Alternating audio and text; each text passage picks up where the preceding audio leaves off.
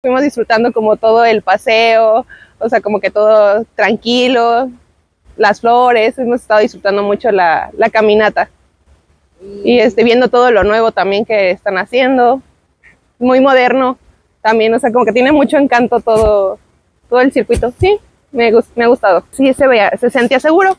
Siento que Ciudad de México siempre hay que conocer y que no se pierdan la oportunidad de, aunque se pierdan, dar otra caminata o conocer nuevos lugares como ese fue para nosotros.